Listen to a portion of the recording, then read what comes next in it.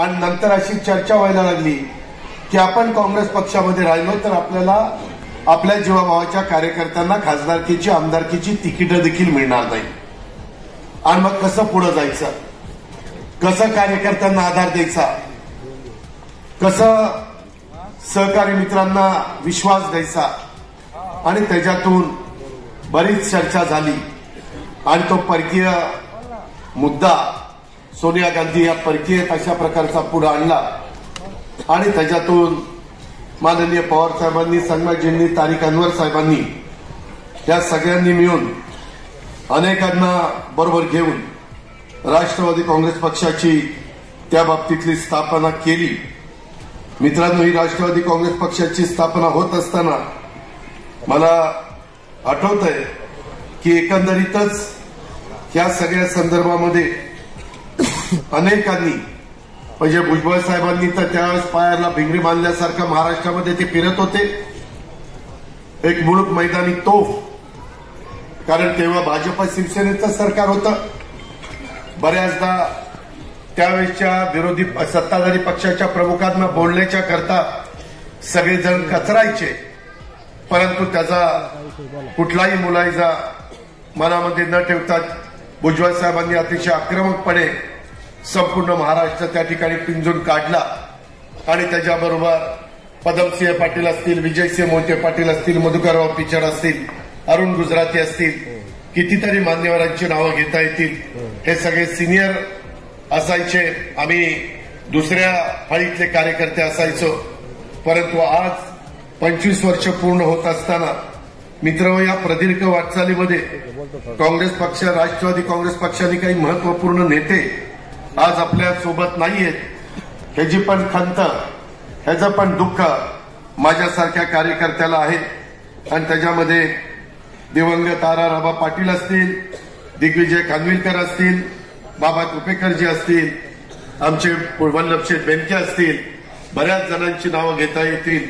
त्या सगळ्यांचं योगदान आणि त्यांच्याबरोबर इतर पण सहकाऱ्यांचं योगदान आज राष्ट्रवादी काँग्रेस पक्षाने ही जे प्रदीर्घ वाटचाल केलेली आहे त्यांचं सर्वांचं स्मरण आज आपण करूया. मी या सर्वांना सुरुवातीलाच भावपूर्ण श्रद्धांजली त्या निमित्तानं अर्पण करतो. मित्रांनो, काळाच्या नियतीच्या पुढे तुमचा माझं कुणाचं काही चालत नाही आणि ह्या घटना घडल्यानंतर त्या घरातल्या लोकांना सावरून पुन्हा एकदा पुढे नेण्याचं काम हे करायचं असतं. ही परंपरा अनेक वर्ष चाललेली आहे. राष्ट्रवादी काँग्रेस पक्षाच्या स्थापनेपासून 24 वर्ष पक्षाचं नेतृत्व करणाऱ्या आदरणीय पवार साहेबांनी देखील पक्षाला दिलेल्या समर्थ नेतृत्वाबद्दल आज पक्षाच्या वतीनं आणि आपल्या सर्वांच्या वतीनं मी त्यांच्या प्रति कृतज्ञता देखील त्या ठिकाणी व्यक्त करतो. एकंदरीतच राष्ट्रवादी काँग्रेस पक्षाच्या स्थापनेमध्ये महत्वपूर्ण भूमिका बजावणारे दिवंगत संगमाजी असतील किंवा इतर पण मान्यवर असतील. माझ्या माहितीप्रमाणे प्रफुल्लभाई आता तारिकांवर निवडून आले म्हणून काल मला काल तारिकांवर निवडून आले मला दिल्लीमध्ये सांगितलं कोणी गतियारमधनं. ते आज दुसऱ्या पक्षात आहेत. ठीक आहे, वेगवेगळ्या पद्धतीच्या घटना घडत असतात.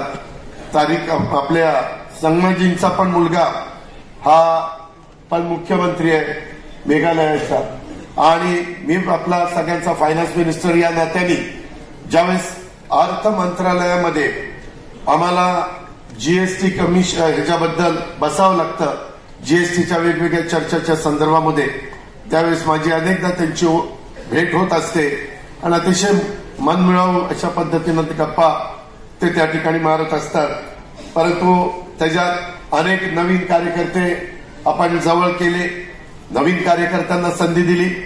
जुने मी आता उल्लेख केला त्याच्यातले काही आपल्याबरोबर राहिलेले नाहीयेत, परंतु इथून पुढच्या काळामध्ये नव्या उमेदीनं आपल्याला सगळ्यांना पुढे त्या ठिकाणी काम करायचं.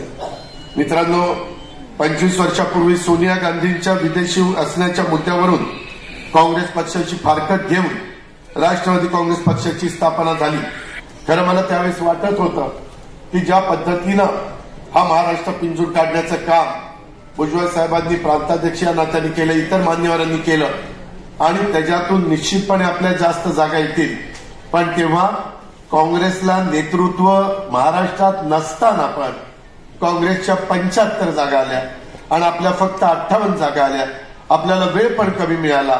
त्याच्यामध्ये मुदतपूर्व 6 महिने निवडणुका आधी घेण्याचा निर्णय हा त्यावेळेस मुंडे साहेबांनी, राणे साहेबांनी त्या बाबतीमध्ये घेतला, प्रमोद महाजन साहेबांनी.